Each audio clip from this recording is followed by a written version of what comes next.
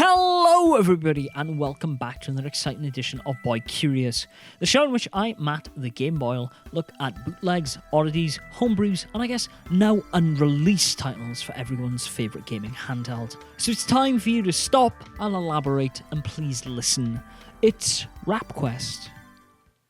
While licensed video games are not as rampant as they once were, it's easy to forget that during the 80s and 90s, it wasn't just cartoons, comics and movies that got their own video games, but musicians also. Journey, Aerosmith and even Iron Maiden stepped into the realms of digital entertainment, hoping to make some money on the side of their rocking and rolling.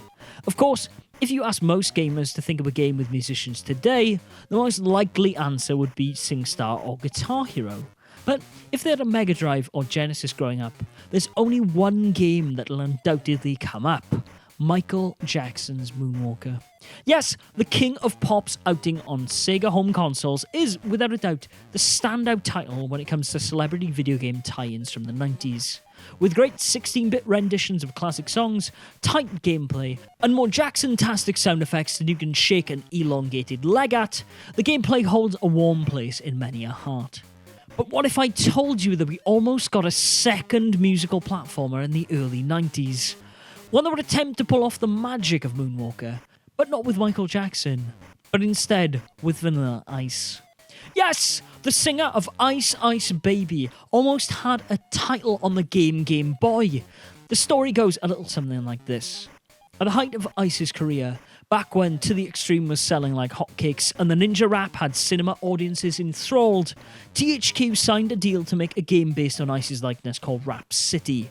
Equilibrium Software were tasked with developing the game and asked to get it out the door as soon as possible. However, as I already covered in the Attack of the Killer Tomatoes episode, EQ was already trying to make up for lost time on its other projects. Then, halfway through the game's development, two blows were dealt to EQ. First, the game's programmer left the company, and the second was, as it turns out, due to the nature of the deal, they weren't allowed to use Vanilla Ice's music in the game. As development dragged on, it also became clear that Vanilla Ice's career had begun to waver due to overexposure. Forced into a tight corner, the decision was made to rename the game to Rap Quest and turn its protagonist into a character called Cool Q. For contractual reasons, the game was completed, sent to Nintendo for certification, but never released. That, dear viewers, is the game we're going to talk about today. The story is a simple one. The Noise Boys have stolen the rap CDs from Raptown, and Cool Q, the self-proclaimed baddest rapper from the hood, is going to get them back, gosh darn it. Playing as Q, you need to roam through the levels, kicking ass and taking back music hidden throughout the game's various levels. I have to admit though, at first I had no idea how to do this. I punched, uppercutted, and tried every damn thing I could think of to try and tease those CDs out of the background objects, but alas, it was to no avail. It was at this point I reached out to the game's programmer, Dan Filner, to ask if this was a broken build or if I was simply missing something. Well, it turns out I'd naively forgotten the game was in the Attack of the Killer Tomatoes engine, which meant that both the select and start buttons were in the mix for controls here. Holding select in A or B will see Q reveal objects hidden around the levels. Stashed in fire alarms, inside open windows and hell, even furnaces, cement mixers and all sorts of machinery, are records to increase your score, first aid items to refill your health bars, and hearts for extra lives. More importantly though, you'll also find a CD that acts as the key to opening up the next level. The entrances though are often hidden, so you'll need to follow the compass at the bottom of the screen to press on to the next section. This is the game in a nutshell. Instead of employing a Vanilla Ice stand-in to save kids a la Moonwalker, you play as Cool Q, literally saving rap music. Hey man, it was the 90s. It might seem like it was trying too hard by today's standards, but that's because it absolutely was even back then.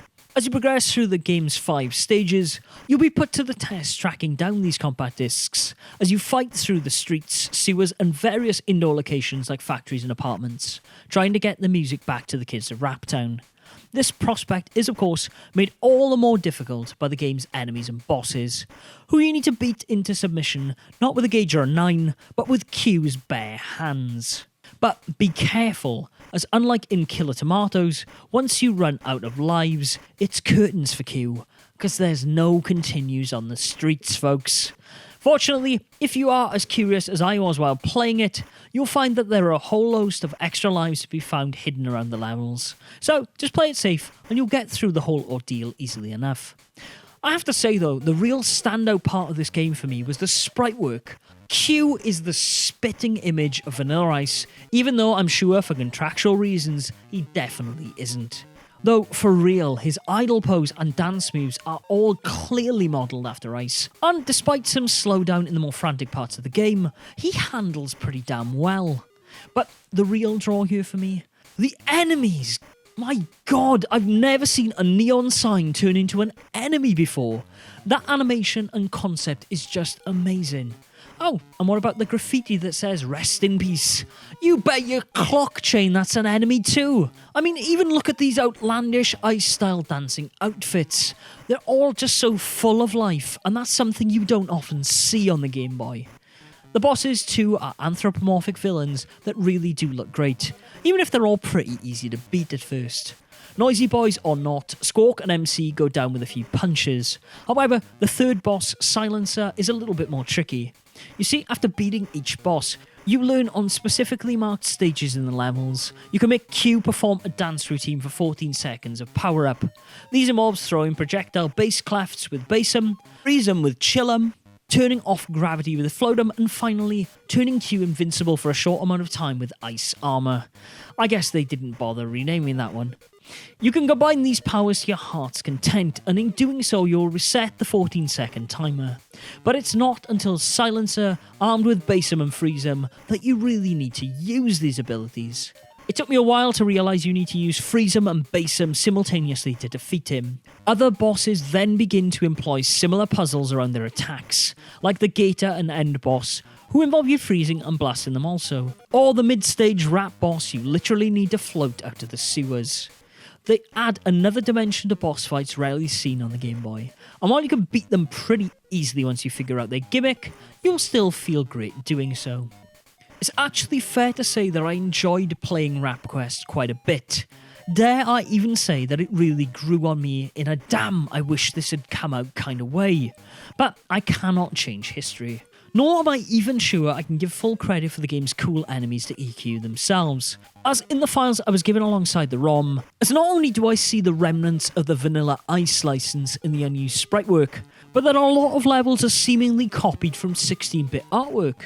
Was there Vanilla Ice game in the works for the SNES and Genesis also?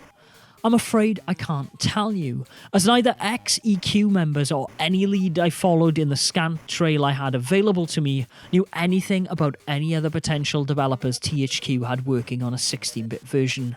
If you know anything, please reach out. I'm dying to know. But until then, what I can say for sure is the one game EQ didn't release was probably the studio's best. It's not without its flaws, however. There is the previously mentioned slowdown, some very annoying enemy placement before and after jumps that can pretty much result in an automatic death for the player, not to mention some enemies just taking an age to go down. CD keys can be difficult to find in order to progress, but thankfully the game doesn't impose a timer on the player for needless stress. While Rap Quest can get frustrating in these ways, the game is inherently fun to play, even if it's not going to blow your mind from a gameplay point of view. Sometimes the game can just be straight up obtuse, and as I learned doubly so when there's no one you can turn to for help. But it really does follow a design logic once you wrap your head around what Q can and can't do. The platforming itself is fine, even if the enemy placement is a little cheap at times. Overall though, I'm generally sad this game never saw the light of day, and I've promised my sources that I wouldn't release the ROM. I have told them to reach out to the folks at gamehistory.org to make sure it's properly preserved, and who knows, maybe one day through them it'll grace emulators or a convention near you. Until then though, I've agreed to put my full playthrough of the game online. I methodically combed almost every damned inch of Raptown. I even figured out how to break the game in some places, and that is available for you all to see right now, so please go check it out. In closing though, while Rap Quest is not the best game on the system, it was a good deal more enjoyable than a lot of the licensed games on the Game Boy. While I wouldn't quite label it a monochrome Moonwalker, Rap Quest really does get a lot of things right about what I think a Vanilla Ice game should be. It's certainly got its own style, impressive moves, and a catchy tune or two. While you can quite rightly question the flow in between levels, overall I now won't be able to hear Ice Ice Baby without also associating it with the fun I had playing this game. Will it ever stop? I don't know, but one thing's for sure. Conducted informed, Rap Quest is a hell of a concept. And that brings us to the end of another Boy Curious, ladies and gentlemen. I hope you enjoyed. If you have, please check out some more of our videos. And until next week, Game Boys and Girls, where I'll be back with another Halloween video, it's time for me, as always, to say, word to your mother.